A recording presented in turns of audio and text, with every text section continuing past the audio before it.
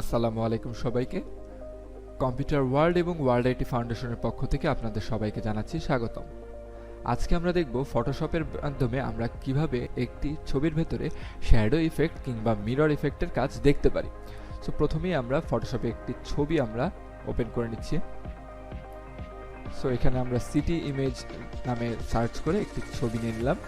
এখান থেকে আমরা প্রথমে কি করব, ছবির মাঝখান বরাবর সাবজেক্টের থেকে একটি অংশ পেন টুল দিয়ে আমরা কেটে নেব। সো এখান থেকে পেন টুল দিয়ে প্রথমে আমরা আঁকছি পাথ। সো এখান থেকে পাথ আঁকালাম। সো এখান থেকে পারফেক্টলি পাথ আঁকিয়ে নিচ্ছি। এরপরে আমরা এইটুকু অংশকে ফুল সিলেকশন করার পর কন্ট্রোল এন্টার দিয়ে সিলেকশন করলাম, কন্ট্রোল জে দিয়ে কপি করলাম। কন্ট্রোল জে দিয়ে কপি করার পর কপি করা লেয়ারটিকে আমরা মুভ টুলের মাধ্যমে একটু বড় বানিয়ে নিলাম।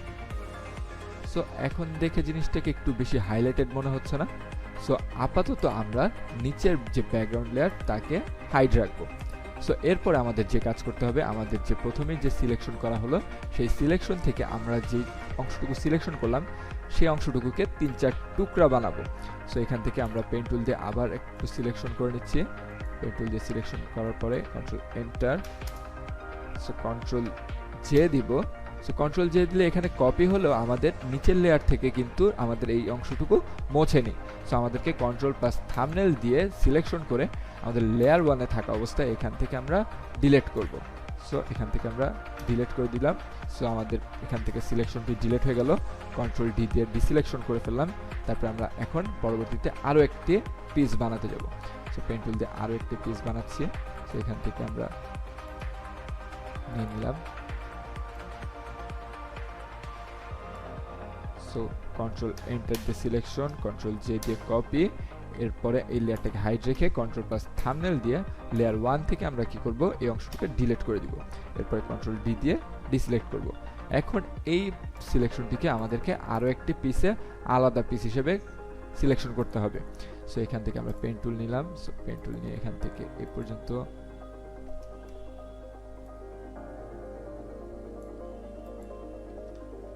সো আমাদের বাকি কোনো অংশ নেই।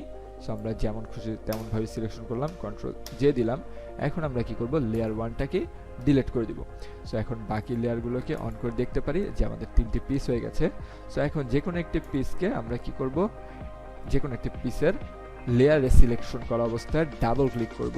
ডাবল ক্লিক করলে আমাদের চলে আসবে লেয়ার স্টাইল। সো লেয়ার স্টাইলের থেকে আমরা জাস্ট ড্রপ শ্যাডোটি অ্যাপ্লাই করব। সো আমরা এখান থেকে ড্রপ শ্যাডো অপশনটা চলে গেলাম। সো ড্রপ শ্যাডো অপশনটার ভেতরে যে আমরা ড্রপ শ্যাডোর সাইজটা প্রথমে বাড়াচ্ছি। এখন ডিসটেন্সটা একটু কন্ট্রোল করে নিলাম, আমাদের প্রয়োজন মতো কোন দিকে ড্রপ শ্যাডোটা পড়বে। এরপরে স্প্রেড কতটুকু ড্রপ শ্যাডোটাই আসলে ছড়িয়ে যাবে সেটা আমরা দিয়ে দিলাম। এরপরে আমরা সাইজটাকে চাইলে আরেকটু বড় বানাতে পারি। সো এইভাবে আমরা বড় বানিয়ে দিলাম। হয়ে গেল আমাদের এই ড্রপ শ্যাডোর কাজ। তারপরে আমরা ওকে দিয়ে দিলাম। সো আমাদের একটি লেয়ারে আমাদের লেয়ার স্টাইল অ্যাড করা শেষ।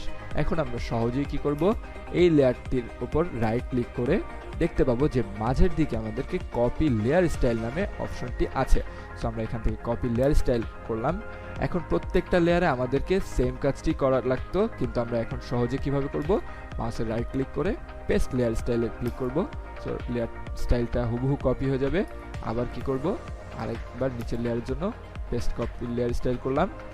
এরপরে আমরা এটাকে চাইলে রিসাইজ করে নিতে পারি, ওপর নিচে ওরিয়েন্টেশন করে নিতে পারি। এরপরে আমাদেরকে ব্যাকগ্রাউন্ড কালার মোডটা অন করলাম। এখন দেখেন জিনিসটা কি দেখতে আগের থেকে অনেক বেশি হাইলাইটেড মনে হচ্ছে না? সো এভাবে করে আমরা একটা ছবির ভেতরে চাইলেই কি খুব দ্রুত সহজভাবে এবং দ্রুত সময়ের মাধ্যমে আমরা কি একটি শ্যাডো ইফেক্ট অ্যাপ্লাই করতে পারবো। এখন আমরা প্রয়োজন মতো 3টি লেয়ারকে সিলেকশন করলাম, কন্ট্রোল জি দিয়ে একটি গ্রুপ করে দিলাম। সো এখন আমাদের পজিশন অনুযায়ী আরেকটু বড় করে দিলাম। এখন আকাশের সাথে এই যে মাটির লেয়ারটি সেটাকে আমরা নিচে নামিয়ে সমান করে দিলাম। সো এখন দেখেন একদম পারফেক্টলি আমাদের একটি শ্যাডো ইফেক্টের কাজ হয়ে গেল। সো এখন আমরা কন্ট্রোল এস দিয়ে এটাকে ফাইলটিকে সেভ করে নিব। সো আমরা চলে যাচ্ছি লোকেশন সেট করতে। সো এখানে আমরা লোকেশন সেট করে নিলাম। এখান থেকে আমরা ফাইলের নাম দিচ্ছি শ্যাডো ইফেক্ট।